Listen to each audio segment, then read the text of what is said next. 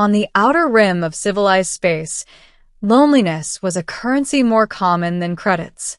I learned that during my 3rd year stationed on Orpheon Station, a drifting trade hub orbiting a dying blue star.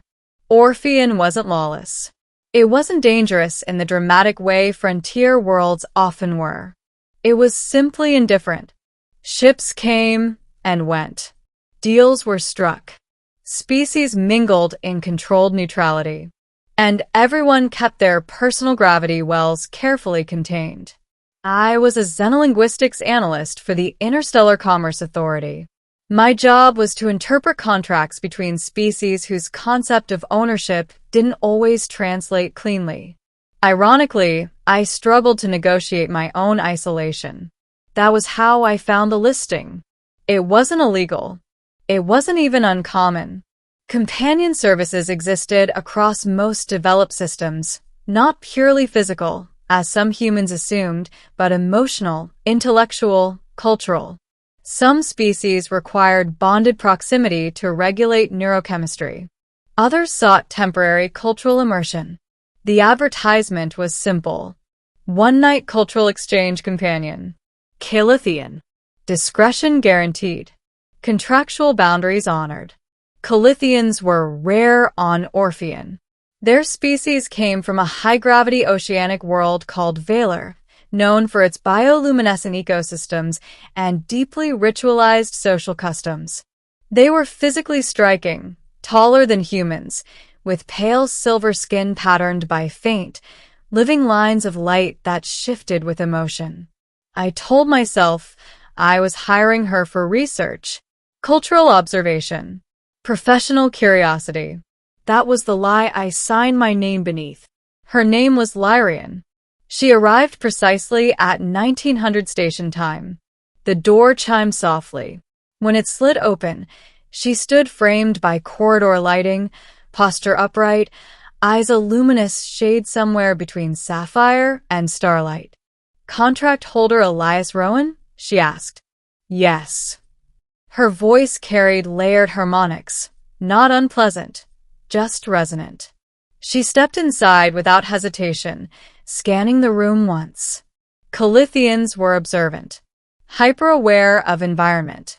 "You have selected standard companionship parameters," she said, consulting the hollow contract projected from her wrist. Conversation. Shared meal. Cultural exchange. Physical proximity permitted within Clause 3 boundaries. Clause 3 specified non-invasive contact, hand-holding, proximity, shared warmth. Nothing beyond mutual consent. "Yes," I said, suddenly unsure why my pulse had quickened. She studied me for a moment. "You are lonely," she observed. "That's not in the contract." "No," she agreed softly. "It is in your posture." The evening passed without awkwardness. She asked about Earth, about oceans, about our concept of individualism. I asked about Valor's tidal cities and the harmonic councils that govern them. At one point, our hands brushed as we reached for the same glass. Her skin was warm, warmer than human baseline. The faint luminous lines along her wrist brightened slightly at the contact. She didn't pull away. Neither did I. The contract timer ticked down from 60 minutes to 0. At exactly 0, her wrist device chimed. "Our agreement concludes," she said. Something in my chest tightened. "Right." She stood, but did not immediately move toward the door. "You have complied with all terms," she added. "Would you rate your satisfaction?"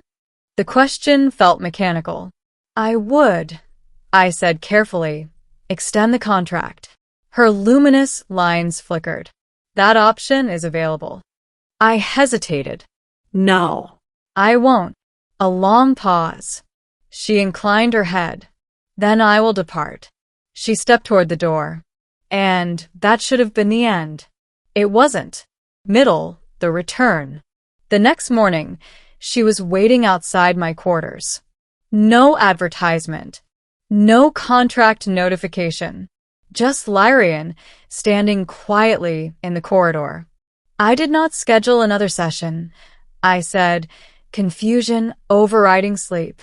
I am aware. Then why are you here? Her gaze held steady. I wish to renegotiate. You want a higher rate? I wish to void the transactional structure. That made no sense. Why? Her luminous markings pulsed faintly, a soft cascade of light along her collarbone. During our contracted interaction, she said slowly, my neuroempathic field synchronized with yours. I don't know what that means. It means, she continued, your emotional state stabilized mine. Kaelithians were biologically attuned to harmonic exchange. Emotional isolation could create chemical imbalance for them over time. You've had other clients, I said. Yes. And synchronization did not occur. A strange, irrational warmth spread through me. That doesn't obligate either of us to anything. I am not invoking obligation, she said. I am expressing preference. That word echoed. Preference. You want to stay, I said. Yes. For how long? She considered. Indefinitely. That was absurd. Lyrian, you met me yesterday. Yes.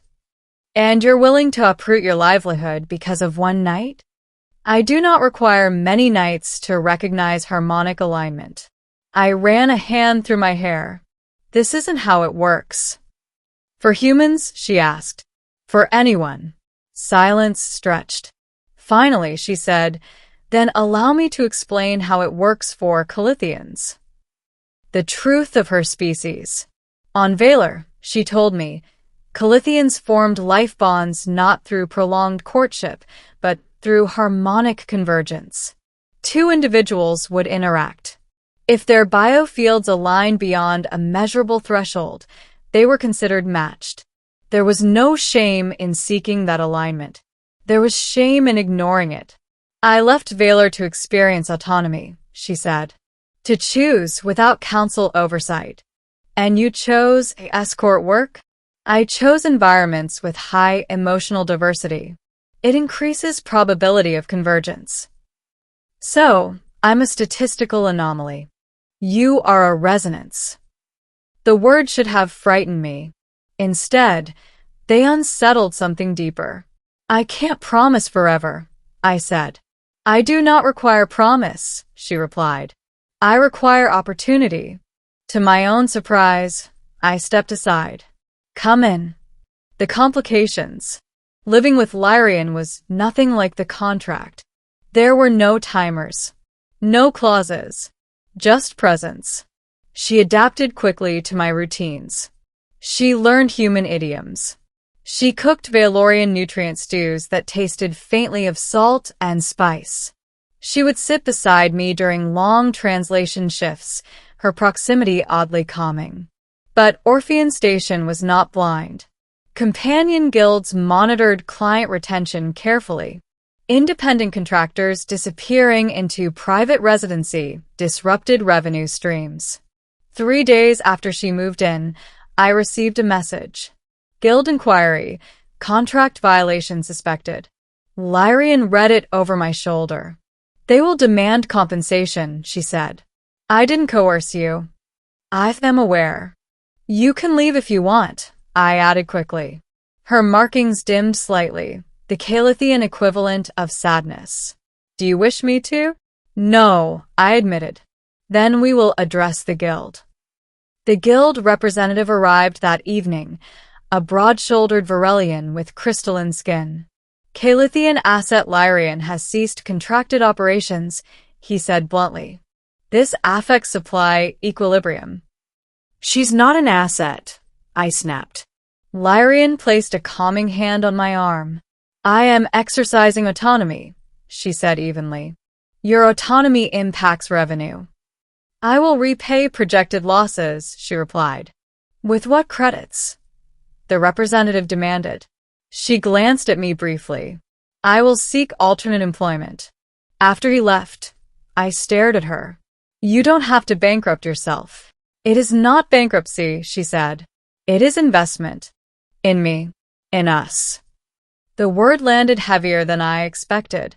The external threat. 2 weeks later, Valor transmitted a recall notice. Not a request. An order. Kaelithian citizens residing off-world were summoned due to planetary harmonic destabilization. The councils required all viable resonant pairs to return for evaluation. Lyrian's expression didn't change as she read the message. They detected the convergence, she said quietly. Through what? Our biofields leave quantum signatures when aligned. I exhaled sharply. So now what? If I return alone, they will separate us. And if you don't return, I will be declared severed from citizenship. That meant exile. Permanent. I felt anger rising. They can't dictate your life. They can dictate my planetary access, she corrected gently. A heavy silence settled between us. You should go, I said finally. Her luminous lines flickered erratically. You are retracting opportunity? I'm protecting you. From myself, she asked. From losing your home. She stepped closer. Elias, Valor is my birthplace. It is not my harmonic center. I swallowed. You'd give up your world? For the possibility of building another. The journey to Valor. In the end, we went together. I took leave from the authority and boarded a Valorian transport vessel. The planet was even more breathtaking than she had described. Endless oceans broken by floating cities woven from living coral-like structures. Bioluminescent waves shimmered beneath a pale sun. The council chamber was submerged within a transparent dome beneath the sea's surface. Elders regarded us with cool, luminous eyes. You have bonded with an off-worlder, the High Resonant said. We have aligned, Lyrian corrected. Alignment is sacred, and I honor it.